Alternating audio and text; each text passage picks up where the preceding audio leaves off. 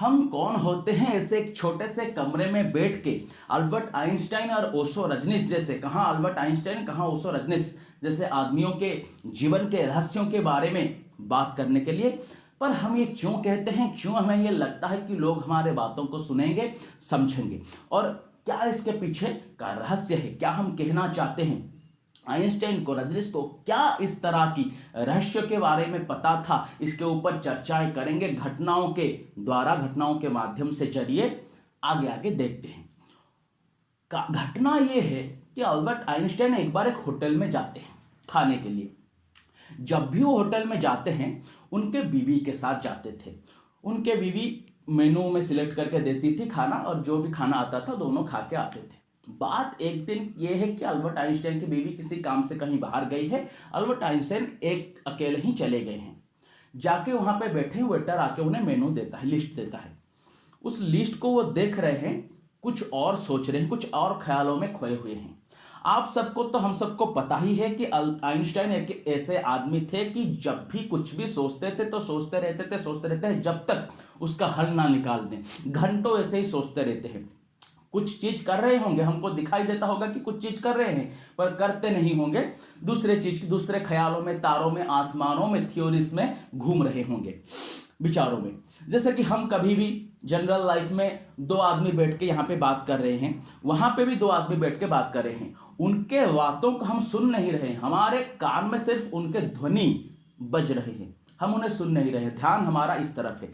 जब भी वो कोई भी ऐसे नाम लेंगे जो हमारा गांव का नाम होगा, हमारा नाम होगा, तो अचानक से हम सुनेंगे। तब तक सिर्फ हम हमारे कान में बज रहे थे उनकी ध्वनि, पर हम सुन नहीं रहे थे।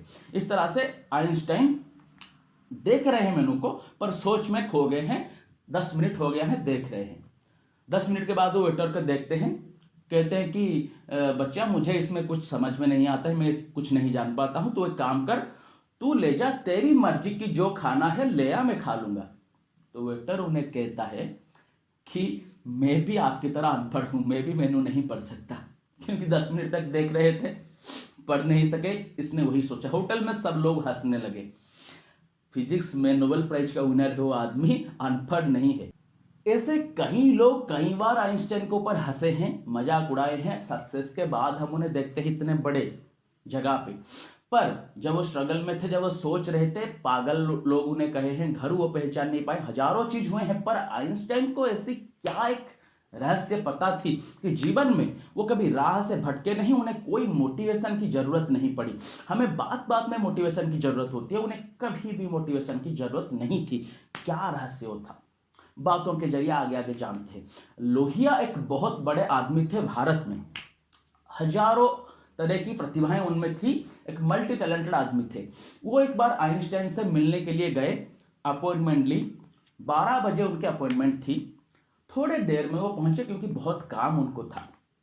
थोड़े देर में जब वो पहुंचे तो आइंस्टाइन नहीं थे घर में। उनकी बीवी से पूछा कि आइंस्टाइन कहाँ है। उन्होंने कहा कि आपने देर कर दी, वो बाथरूम चले गए हैं, आप मिल नहीं सकते आज।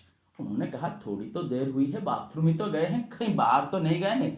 बाथरूम से आए तो जाएंगे, बाथरूम में क्या रहेंगे, मैं बैठ रहा हूं, मिल लूंगा। तो आइंस्टाइन की बीवी ने कहा तो ठीक है, आप बैठिए।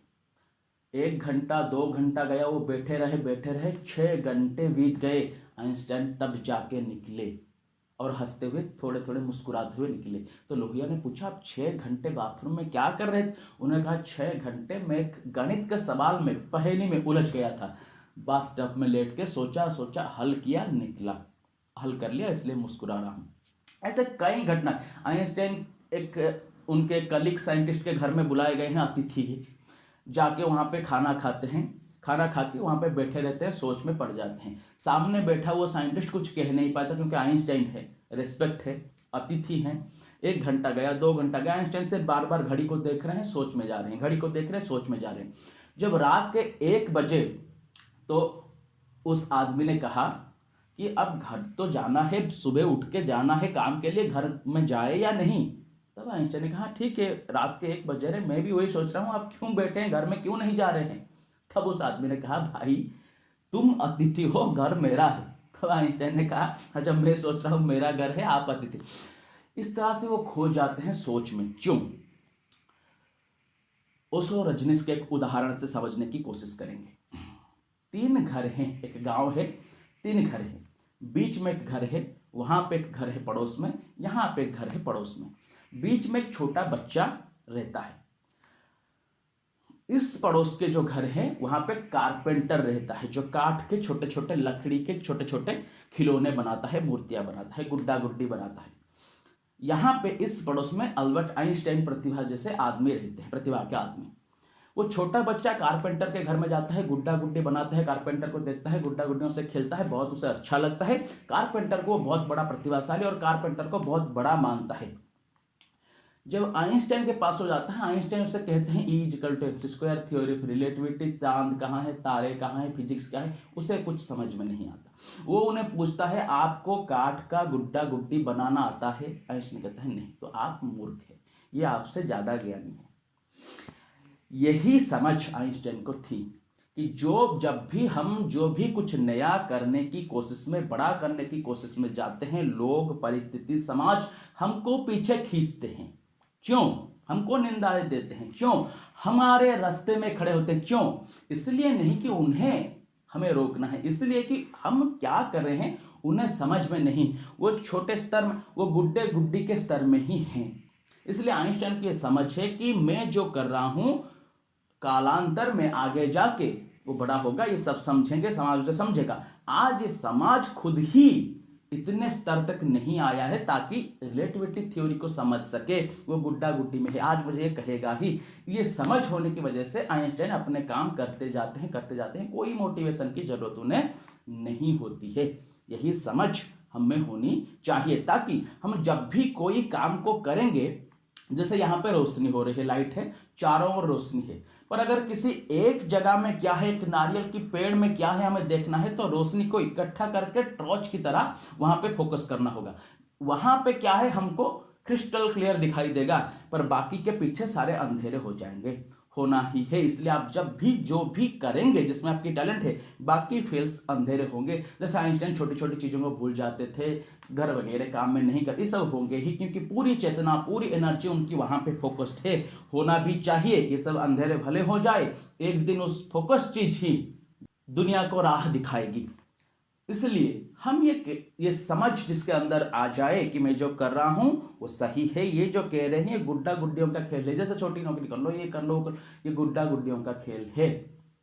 जैसे छोटा बच्चा गुड्डा गुड्डियों का खेल खेलता है तो आइंस्टाइन को पूछता है आपको गुड्डा बनाना आता है? नहीं, तो आप मूर्ख हैं। इसलिए आइंस्टाइन मूर्ख नहीं हो जाते। इसलिए समझ हमारे अंदर होनी चाहिए।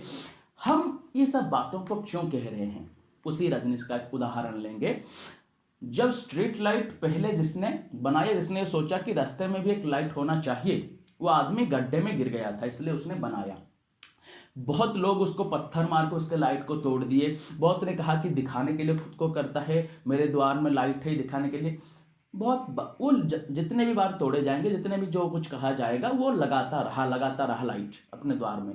एक बार उसे पूछा गया कि आप क्यों लगाते हैं, तो उसने कहा कि किसी दिखाने के लिए नहीं, किसी पत्थर मार के कोई तोड़ दे तो उसके जिद में नहीं, उसको दिखाने के लिए इसलिए लगाता हूं कि गड्ढे में कोई आदमी गिर जाए तो मुझसे देखा नहीं जाता।